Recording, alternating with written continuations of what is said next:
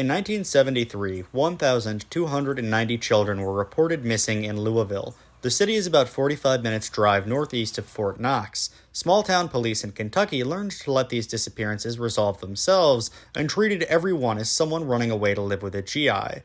Pressed against the southern fence of Fort Knox is the small community of Radcliffe, where 17-year-old Cheryl Lynn Strother was reported missing on Wednesday, July 24, 1974.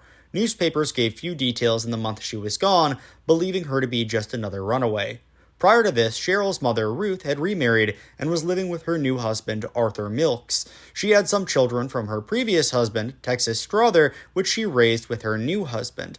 The family had moved about 20 minutes north of Elizabethtown to Radcliffe, just off base limits. After their daughter went missing, they canvassed areas used by men who worked on the base. They showed people her photo, some of whom claimed to have seen her. For weeks they carried on like this, but police shrugged it off and refused to even collect a report on what she was wearing. They only took her height and weight, according to Miss Milks, and seemed to ignore the case almost entirely. Exactly 1 month after Cheryl went missing, her body was found on the Fort Knox reservation. She'd been tied to a tree, bound, gagged, and stabbed 47 times. The FBI took up the murder and, according to rumor, had a suspect. Again, they dropped the ball, and for the last 50 years, her family has been searching for answers.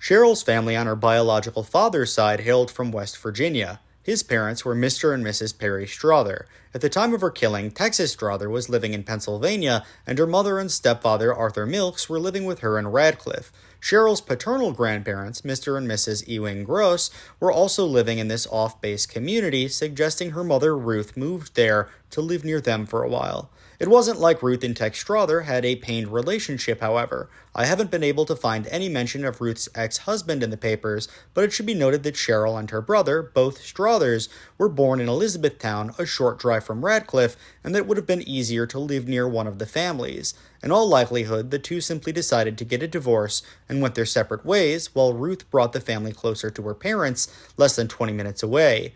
By 17, Cheryl was going to the North Hardin High School just across from South Dixie Boulevard, which separated Fort Knox from Radcliffe. The family lived in a small home at 1020 Hill Street, and her stepfather Arthur Milks was a trucker. Because of his profession, he was often away for days at a time, delivering mobile homes. On one such occasion, Ruth was home alone when a soldier escaped the stockade and broke in. Although he only wanted to turn himself in, the incident still disturbed the Milks and Strother families. Cheryl had been struggling with her own home life. Her parents noticed her grades floundering, and she'd recently been in an argument with her mother about her room being untidy. Cheryl Strother found comfort in her horse, Thunder, and in her dog, which she promised to take with her if she ever moved away. Still, she seemed to be dealing with an awful lot, and there were rumors that she may have been pregnant, at least according to her brother Ken, speaking to the papers in 2020. School let out for a morning break early on 24 July, a Wednesday. Most students would hop in their cars and drive off the grounds for a while. Cheryl usually sat closer to the school and listened to the radio she carried to class every day.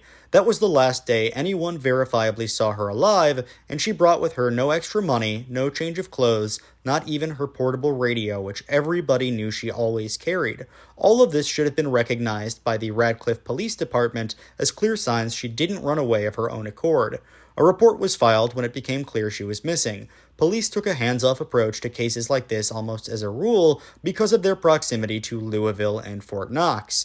Representatives told the press that the community had a sizable population of runaways and missing minors, mostly living in and around town to be with their boyfriends who worked on Fort Knox. This was a sad sign of the times and totally different from half a century later, but that's how things were handled in 1974.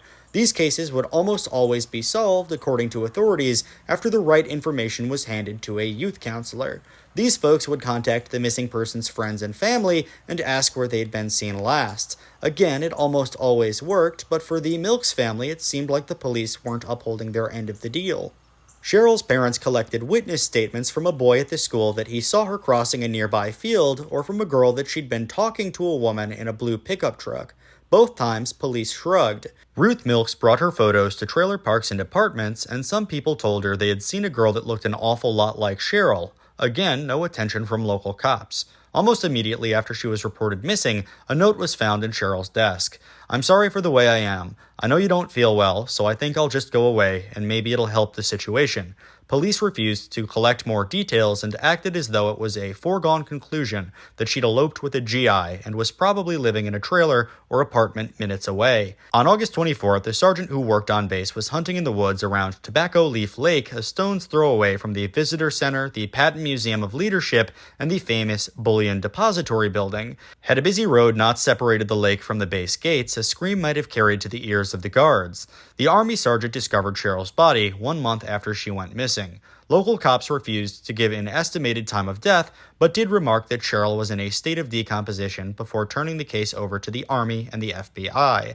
Initially, the Strother and Milks families were hopeful that federal authorities would do a decent job, and at first, they did. A suspect was apparently found quickly, and according to Melissa McGrew, Cheryl's cousin, he was tracked down to Texas. This suspect had gone AWOL from post at Fort Knox, and when they searched his truck, blood was found. A retired FBI agent stated that blood was found in his vehicle and that samples were taken. This agent was positive they had their killer, but for some reason he was never publicly named or charged.